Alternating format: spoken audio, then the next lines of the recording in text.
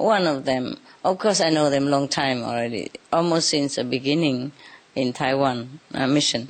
So we were talking, joking, like who is young around here. And then we were running to do something. And then he began to breathe a little bit harder. I say, "What's up, young boy?" He say, "I'm 74 already." Of course, I must know that, but I forgot. I forgot how time flies. And I knew him like almost 20 years or something. At that time, he's only 50-something. And now he's 74. I can't believe it. He doesn't look 74 at all. Of course, he's a little bit more developed over here, like most of the old men. But I couldn't believe he's 74 already. He looked just like before. I can't believe it that he's 74. Still look very healthy, good skin, pinky, and do a lot of stuff. And some of the Vietnamese in L.A., when I met them again, last time, they say they're 70-something. I said, "What? Really?" Because she doesn't look like that. It's impossible to tell. So I said, "My God, what the secret?" And she said, "I meditate very well, Master." She said, very diligently. This story, it's about a girl who fell into the house of prostitution. Just to let people know that no matter where you are, if you are a saint, you are a saint. And that we should not judge a saint for where they are or what they appear to do. Sometimes they appear to be like this, like that, or appear to do this, to do that. But in their soul, they are clean like the lotus in the mud. There was a great renowned saint, a lady saint. Her name is Rabia. She was very beautiful when she was a young girl.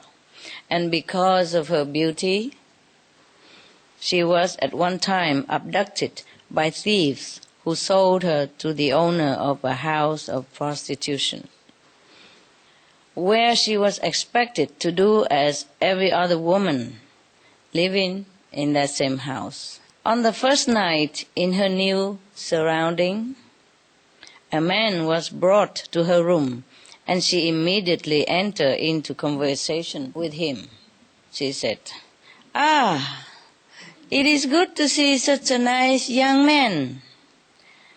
Please make yourself comfortable in that chair while I pray a little. If you like, you may also pray with me." Go in the prostitute house. Pray with me. You think the man still have any mood after that? She doesn't know what to do. The young man was surprised. Of course, he didn't expect such an attitude from such a place like that. So he was very surprised. But he knelt down on the floor beside Rabia, and both of them prayed for some time. This is India. And no matter who you are in India, if you are an Indian, you're brought up from childhood already to know something about God, about prayers, no matter what religions. In India, up to date, most religions, they live side by side together and has no problem. The reason they have any problem may be not always due to themselves, but due to some outside influences. Some people want to make a profit from some turbulence for whatever their convenience or whatever their interest. And some people are naive and listen to them, and then the fight between brothers broke out. It's similar everywhere, it's like that. It started very small somewhere, and then it become bigger and bigger and bigger. And the more people fight, the more both sides die or wounded, then the more of escalation of the hatred between them. And then it will just continue like that. This is India. So it was very good that she behaved like this, and even the men enter in that house but they would listen.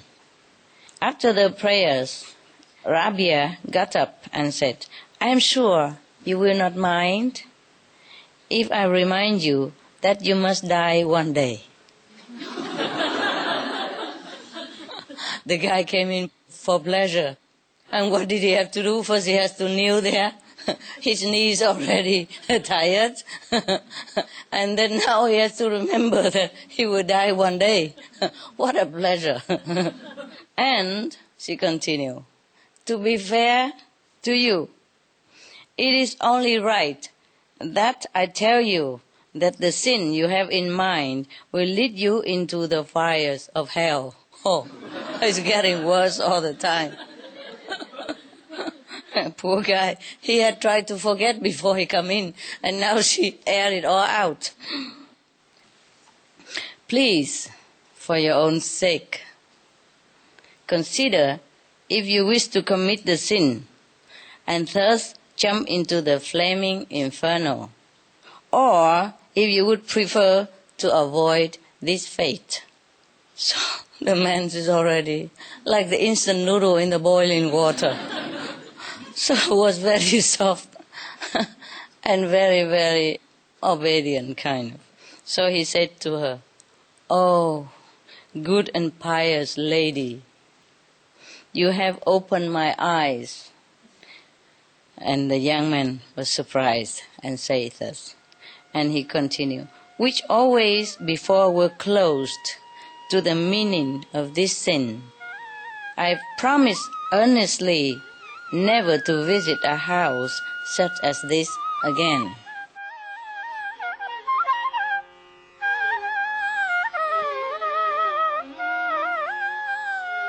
It was a pleasure to have you with us today for Between Master and Disciples. Tune in on Monday for part 2 of the Indian Saint's story told by Supreme Master Ching Hai. Please stay tuned for Animal World, our co-inhabitants, up next right after Noteworthy News here on Supreme Master Television. May Providence grace your life with tranquility and divine love.